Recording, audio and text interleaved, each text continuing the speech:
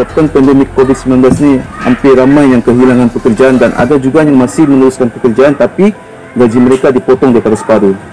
Dan semasa COVID-19 ni juga pelbagai inisiatif yang dilakukan oleh kerajaan di mana mereka memberi bantuan daripada segi baku makanan dan pelbagai selain daripada yang itu. Cuma tidak semua yang dapat disebabkan ada masalah-masalah tertentu.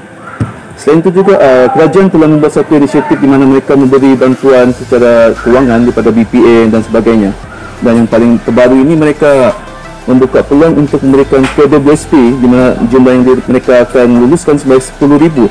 Cuma yang mereka bagi ini pula di mana mereka berikan bersyarat tidak semua yang akan lulus daripada KWSP untuk meluluskan ICNL KWSP 10,000 tu. Walhal yang memerlukan semua ini bukan seorang dua orang tapi semua memerlukan. Sangat-sangat terjejas lah disebabkan saya ni kebanyakannya buat online. Tapi sejak PKP ni kurang lah orang walk in kat kedai. Banyak saya kena up dalam Facebook, saya kena pakai Foodpanda mungkin, GrabFood, berniaga barang-barang lain lah, contoh kosmetik lah, tudung lah. SOP ni okey, tapi kadang-kadang ada setengah orang macam pakai langgar je macam. Tentang pertanyaan keadaan COVID di Korea Selatan ini, tapi kita ada banyak daerah-daerah yang kita panggil Do, di mana seperti negeri kita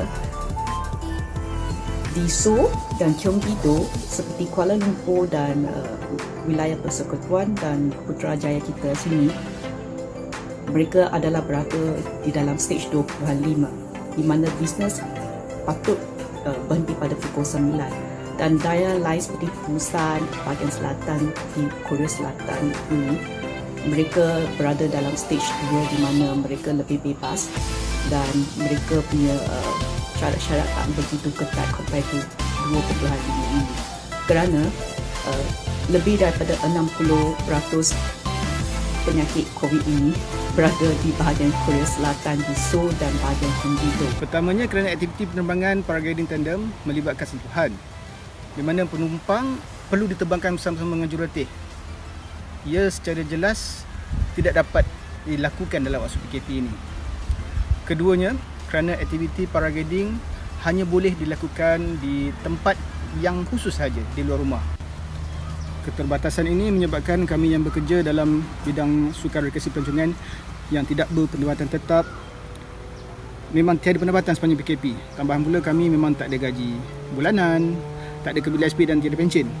Kesembilannya, sepanjang tempoh PKP ini, kami yang hanya bergantung kepada kemahiran di dalam aktiviti paragliding ini benar-benar terkesan. Terpaksa menambah lagi produk lain supaya boleh stabilkan balik ekonomi teacher yang sedia ada ni lah. So teacher buat produk makanan, teacher terpaksa cari produk-produk viral untuk stabilkan ekonomi ni. Kita kurangkan pekerja. Apa pilihan yang lain, Alhamdulillah ada menyediakan GrabFood, Foodpanda dan kita ada sediakan 2 orang runner lah.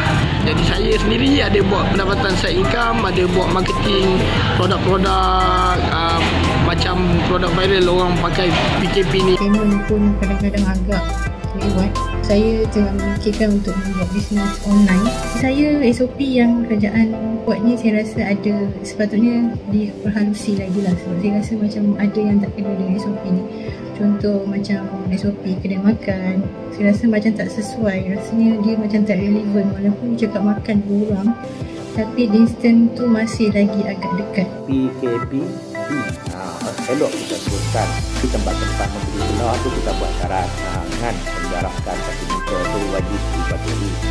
Mak kena pakai hand sanitizer tiap-tiap pintu ada. Vaksin yang dihasilkan oleh pihak China Pak Long tak apa setuju untuk kita jadi satu perkara wajib kena cucuk. Sebab apa? Dia ada risiko dia. Dalam 5%, 10% kita jaga kita. Macam dengan orang kena COVID-19 tahan karantin 2 minggu. Omok mulut tu contoh seperti macam Listerine dan sebagainya kan.